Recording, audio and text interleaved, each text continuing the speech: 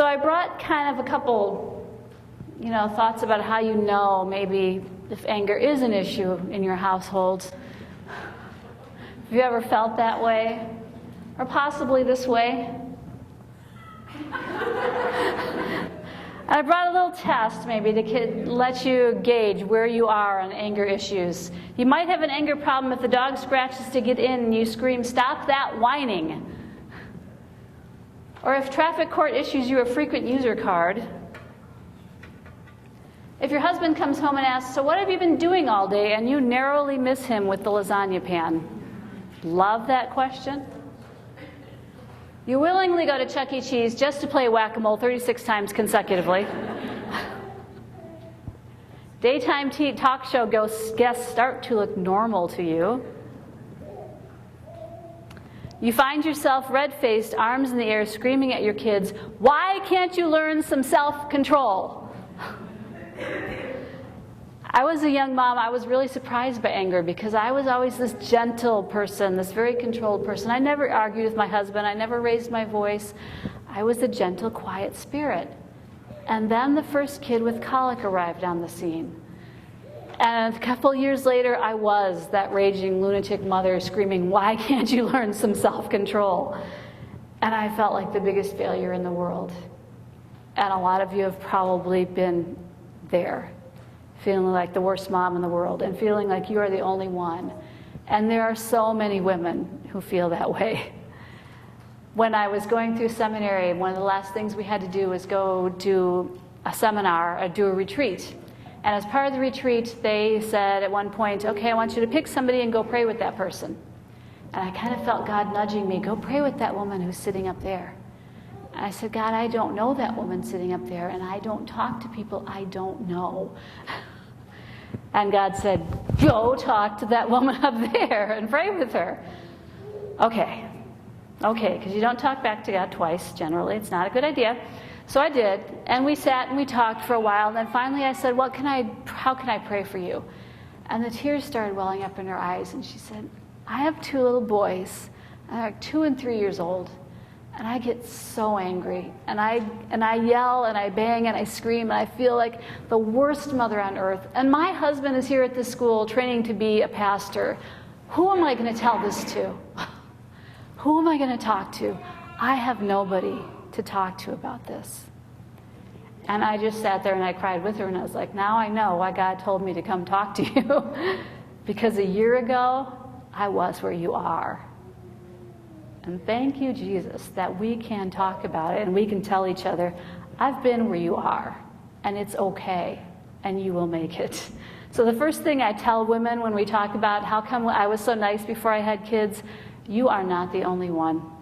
You are not alone. It is universal. Paul wrote in Ephesians, "When you are angry, don't let that anger make you sin, and don't stay angry all day. Don't give the devil a chance." Did you catch the first word in that Bible verse? When you are angry. Not if, not maybe, not, oh, if you are like the worst mother in the world, you might get angry. No, it's when it happens, because it will happen to everyone. It's just a thing that happens to all of us, because it's not a sin just to feel anger. It just happens when we act on that anger. Your feelings are normal. Everyone has them.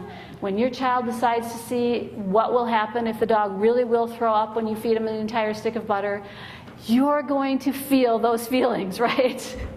You're going to feel anger. And by the way, your child does not have to experiment with that, because I can tell you exactly what happens when he feeds your dog an entire stick of butter. It's not pretty. It's normal. And it's important that we talk about it, because the reason we don't talk and the reason we don't change and the reason nothing happens in that cycle is that we internalize it all and we start thinking, I'm the only one, I'm alone.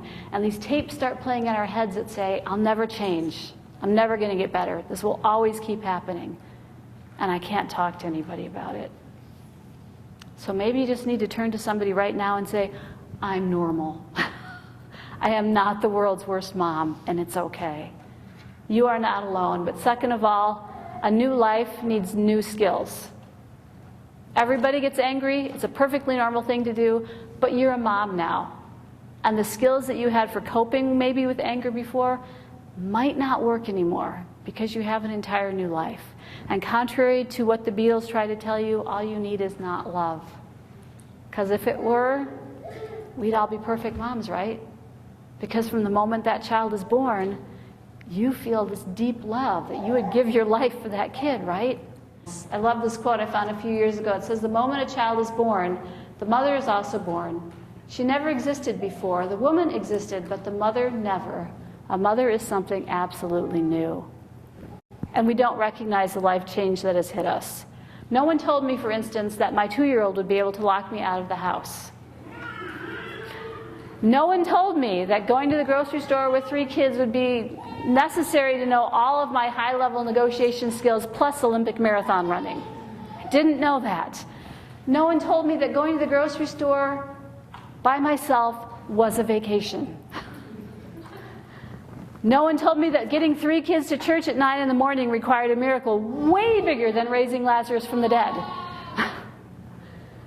No one told me when the baby had colic and my husband was on call at the hospital at 2 in the morning, I could not upgrade, baby or husband.